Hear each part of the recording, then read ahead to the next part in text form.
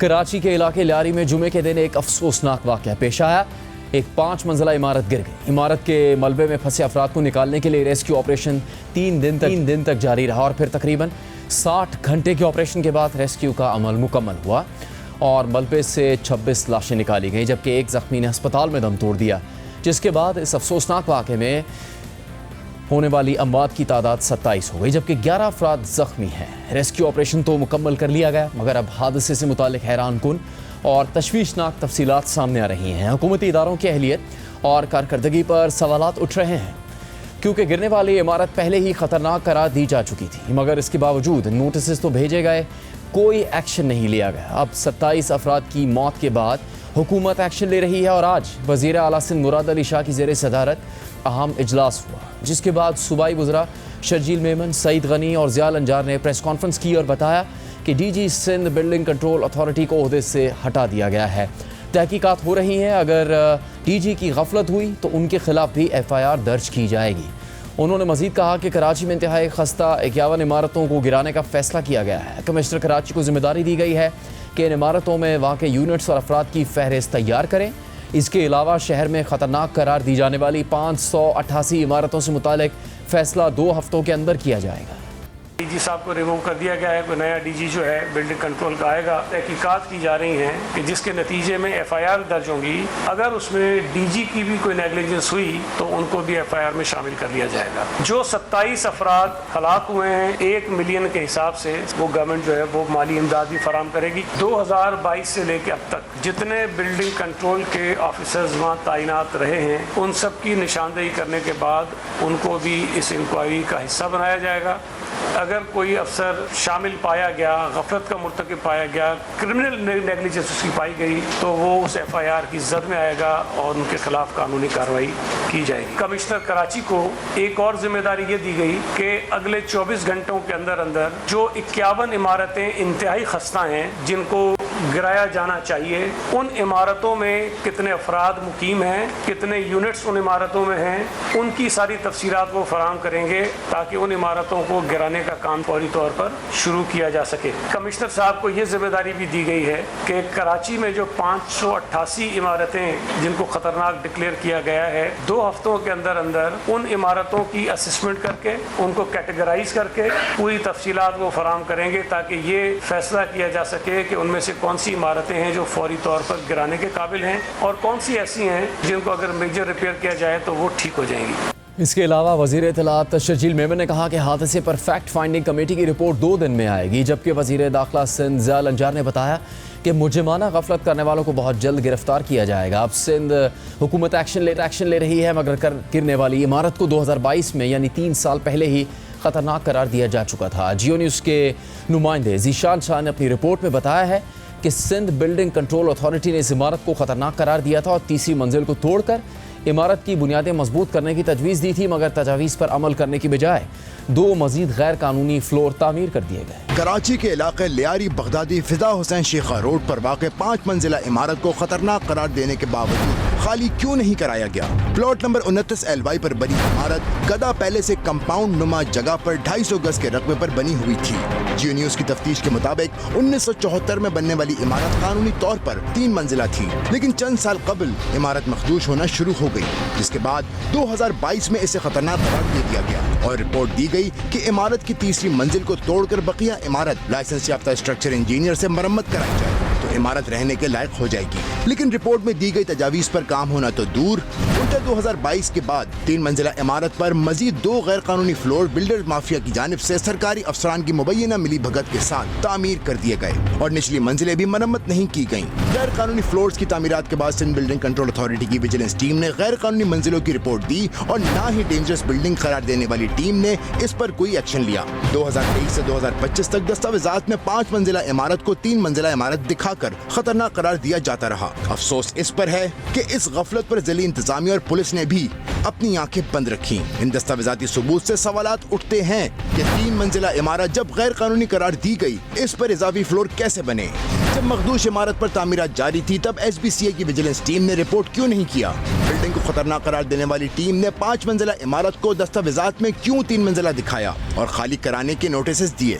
इस सब के दौरान जिला इंतजामिया कहाँ थी?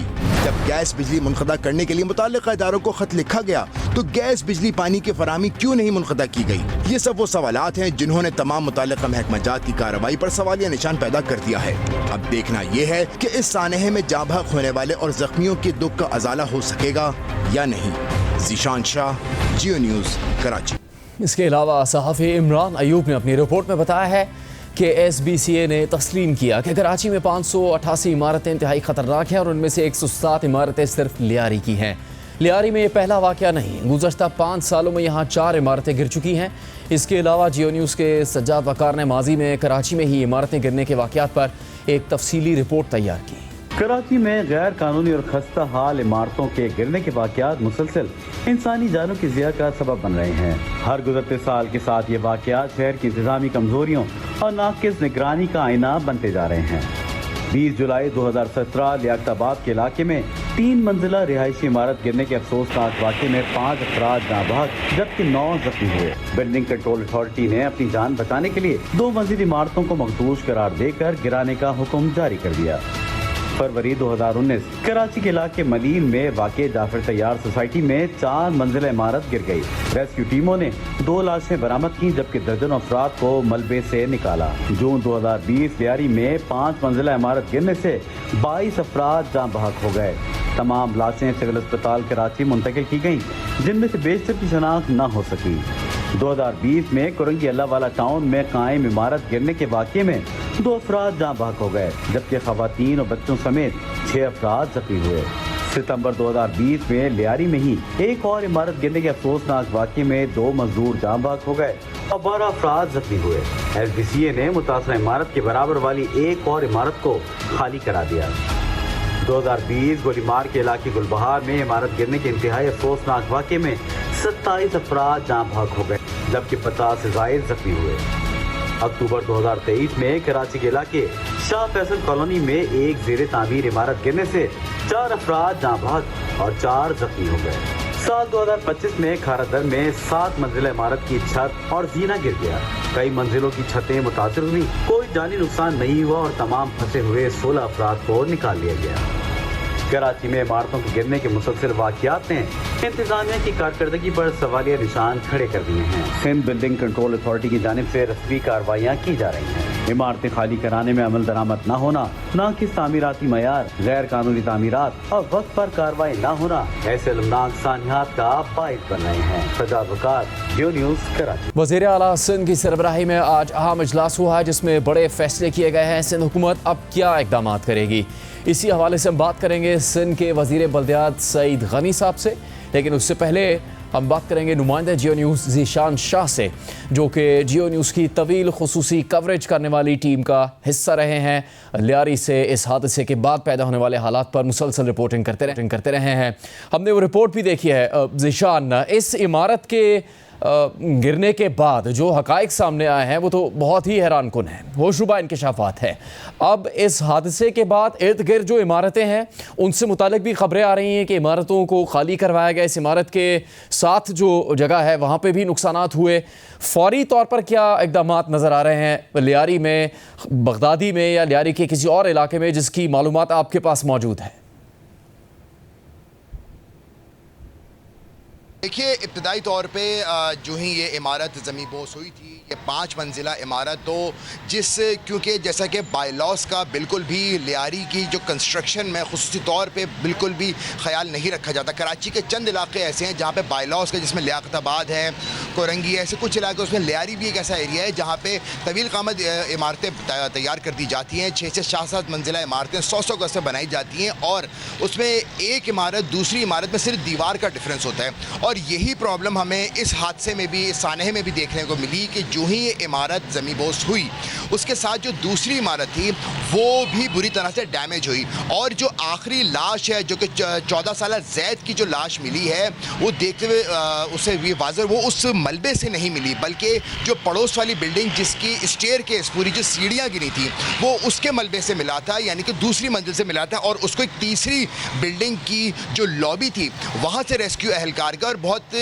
دیر کے بعد میں بڑی جدوجہد کے بعد میں اس کی لاش کو ریکور کیا. تو اس کے بعد میں جو ہی یہ عمارت گری تھی تو کیونکہ جیسا کہ میں نے بتایا کہ یہ بالکل جڑ کے بنی تھی تو اس سے دونوں عمارتوں پہ امپیکٹ پڑا. اس کے بعد میں انتظامیہ نے فوری طور پہ ہنگامی بنیادوں پہ ان دونوں عمارتوں کو خالی کرایا اور اس کے بعد میں اس جگہ کو کارڈن آف کر دیا.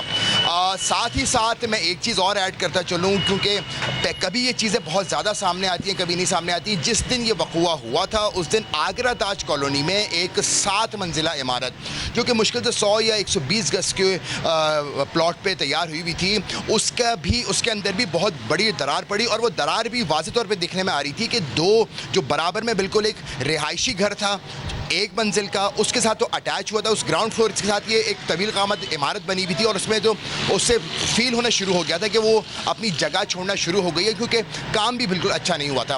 جن میں کوئی یہ بات ادھر بتانے سے چاہ رہا ہوں کیونکہ جو اس واقعے میں بھی جو اندرونی دستاویزات جو نیوز نے حاصل کیے, جو کہ ابھی تھوڑی دیر پہلے آپ نے رپورٹ میں بھی واضح طور پہ دی کہ جو ایک انکشافات سامنے آئے, بلڈر مافیا جو یہاں پہ بلڈر مافیا ہے اس کا کام کرنے کا طریقہ یہ ہے کہ ایسی پرانی عمارتوں کی چھتیں یہ لوگ قابو کر لیتے ہیں اور اس کے بعد میں اس کے اوپر فلور پہ فلور بنائے چلے جاتے ہیں, اس کے اوپر کوئی بھی سنوائی نہیں ہوتی. صرف یہی نہیں بلکہ جس عمارت کو ڈینجرس ڈکلیئر کر دیا جاتا ہے تو ملی بھگت کے ساتھ میں وہ اس عمارت پہ پہنچتے ہیں. آپ کی تحقیقاتی رپورٹ دوسرے دن سامنے آئی اور اس میں یہ انکشاف ہوا کہ یہ 3 منزلہ تھی عمارت. اس کے بعد اس بارے میں الرٹ جاری کیا گیا, وارننگ جاری کی گئی کہ اس کے تیسری منزل کو گرا کر اسٹرکچرل انجینئر کی مدد سے اس بلڈنگ کو درست کیا جائے.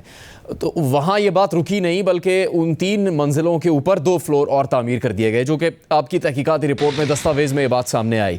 اس میں مطلب گراؤنڈ ریالٹی کیا پتہ لگی ہے کہ ایک طرف تو ایس بی سی اے پر انگلیاں اٹھ رہی ہیں اور یہاں پر جو زمینی حقائق ہیں وہ کیا بتاتے ہیں. اس عمارت کے مالکان اور پھر ٹھیکیدار یہ سب اس میں ملوث تھے, اس طریقے سے یہ غیر قانونی کارروائی کی گئی یہاں پر. دیکھیے جنید 2 پوائنٹس ہیں. ایک تو بات یہ کہ جو غیر قانونی عناصر جو یہ عناصر ہیں بلڈر مافیا ہیں جنہوں نے اس بلڈنگ کی اس کنڈیشن کو دیکھتے ہوئے بھی لوگوں کی جانوں کا خیال نہیں کیا اور مزید اوپر بلڈنگیں اس کے اندر 2 فلورز بنا دیے. ساتھ ہی ساتھ افسوس کی بات یہ ہے کہ سندھ بلڈنگ کنٹرول اتھارٹی نے جتنے بھی جو ان کے اوپر نوٹیفیکیشنز جاری کیے ہیں بلڈنگ کو ایویکویٹ کرانے کے لیے جو دعوے کیے گئے ہیں اس کے جو نوٹسز بھی جاری کیے گئے ہیں وہ سارے گراؤنڈ +3 کی بلڈنگ کے کیے گئے ہیں. 2 فلورز کو کسی نے بھی چیک نہیں کیا یا چیک کرنے کے مبینہ طور پہ چیک کرنے کے باوجود اس کو سامنے نہیں لایا گیا.